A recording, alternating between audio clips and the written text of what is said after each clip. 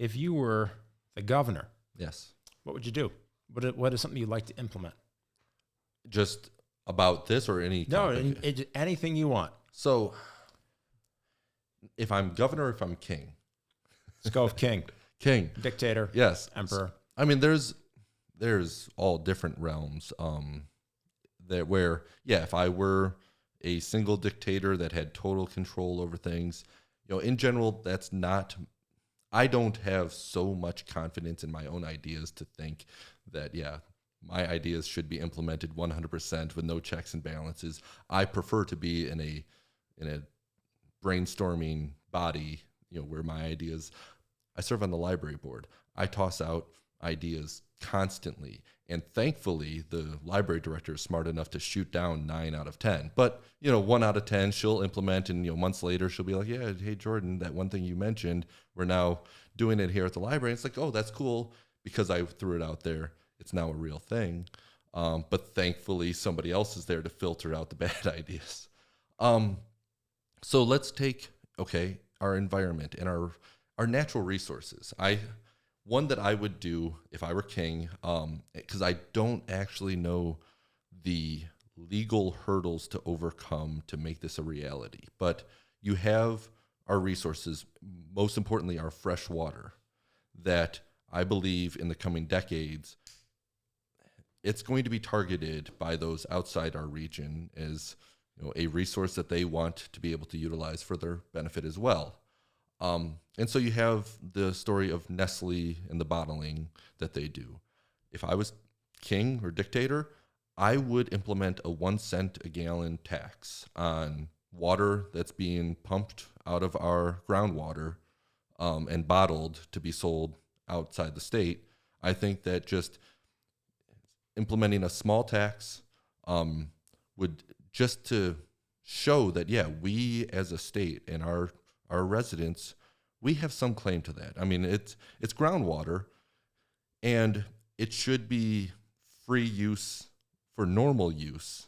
But you get a tragedy of the commons where if somebody comes along and takes that thing that is free for everybody and then uses it to such an extent that it begins to harm everybody else, that's a problem that if I were king, I would have the government intervene to be like, okay, you've got to at least pay for it because your usage goes well beyond the common usage and what, our society, what is best for our public. And so you need to chip in and pay for it. And then that money can go to offset the consequences of it being taken from the public realm.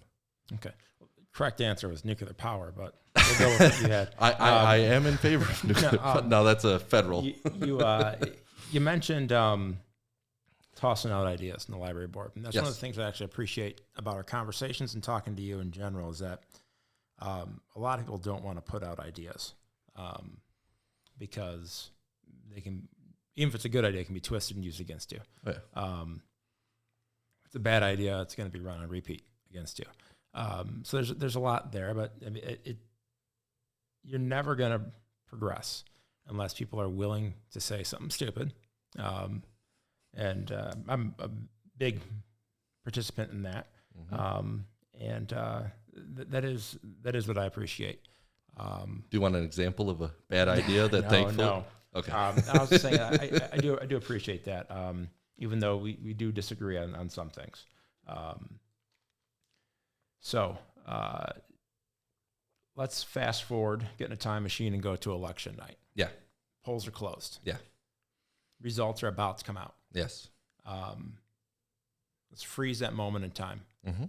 This is something that most of your audience probably has never experienced, the process of going through a campaign. Yeah. I found, even though it was, call it whatever you want, I just ran for city council. I think it's an important thing. It's not as big of a campaign as other things. I found it to be a situation where you start thinking a lot about trying to figure out why you want to run, in the sense of, you want to run. You feel it inside you, and you're trying to put words to that feeling. Mm-hmm. And then you start thinking about the different ideals, reasons why, and things you can change. And then you start subconsciously, consciously trying to live up to those ideals. I think it's a great growth. What is it like for you, kind of within that concept? How have you personally benefited, whether by yourself, professionally, as a role as a husband or father, your family? What are the benefits that you have seen that most of the public probably don't realize that you get from running for office? So I have run many races. My first being for state representative in 2014. And then in 2020, I ran for county clerk. And then, last year, 2021, I ran for city council. And now I'm running for state senate. And each time, different races have had different experiences to them. My favorite race, easily hands down, and will probably always be my favorite, was last year's city council. Because when you go out there and you're talking to the voters and you're knocking on doors, and last year I did a lot of door knocking, and it was one of those where I knock on somebody's door, and a lot of people come to the door kind of ready to be angry because, what's this person, what are they trying to sell me? But then you introduce yourself that you're running for city council, and it's a nonpartisan race. So they don't have that immediate shortcut to decide, oh, I like you or not. Instead, they try to take it, but yeah. Yes. And it's like, okay, yeah, you're running for city council. Obviously, you're going to knock on my door. There's it totally immediately lowers the temperature to where, yeah, you can get to that human connection and just ask them, is there anything they would like to see their city be doing differently? You really, as a candidate, get a sense for your community and the people that you're trying to represent then if you're elected. My favorite thing, though, is when I hear an idea or, I've got a position on one thing, but then by having a conversation with somebody, yeah, they've raised points that I had never considered. And, they've shown me that, yeah, my previous position was wrong. That to me is an opportunity for growth, just personal growth as a individual to decide, yeah, I now need to adjust my position to better account for these points that I had not considered. And I would never, I would not have come across I wouldn't have thought of them on my own. I needed to have those interactions. And now that I have, I've grown for it, and I'm a better representative then for the community. Those are really the most obvious ways in which campaigning can help give you a sense of personal fulfillment, because in the end, I do want to believe, when they send me into office, that I am the type of representative that they want in office. There's no way any decision I make is going to be the decision that everybody agrees with, because the community is often, in disagreement on certain issues. But at least if I'm serving the way that a majority, most of the community wants their elected officials to serve, that's how I can then know that I'm doing it the right way. It's what I would like to see other candidates do, and it's how I typically judge a candidate, whether, regardless of the party labels. When I look at somebody's campaign and I'm seeing what their actions are, I can get a sense, okay, is this the type of candidate that I identify with, where they're taking that approach of being vulnerable and open to changing their mind and really connecting with the people? Or do they come with their hard set ideas and their ideology, and they're going to be pushing that, and anybody who disagrees with them is somebody that they don't care about because they're just going to play to the bubble that does agree with them? It's, to me, I can typically evaluate that fairly simple when I see somebody's campaign, and I then try to be the type of candidate that, okay, if others see me out there, some are going to hate me no matter what, but I would like to believe at least I'm running the type of race that even those who aren't going to vote for me can respect and appreciate that I'm out there doing it. And that kind of goes along with something that we had talked about, I think, briefly earlier today and before, when I saw you at, I think, the 4th of July parade. I think that there's a value in running a race.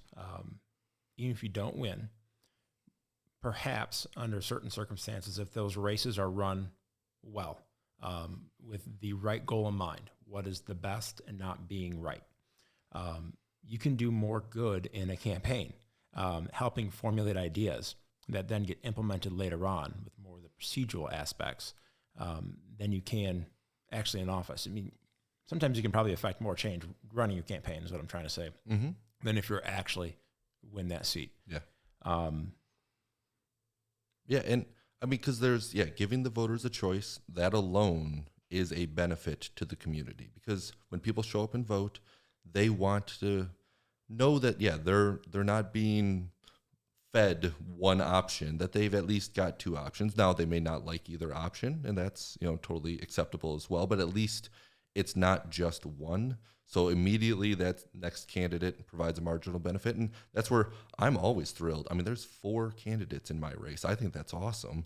And the Libertarian candidate being willing to engage with me in previous discussions, that's a benefit to the voters because they then have that opportunity to make those comparisons.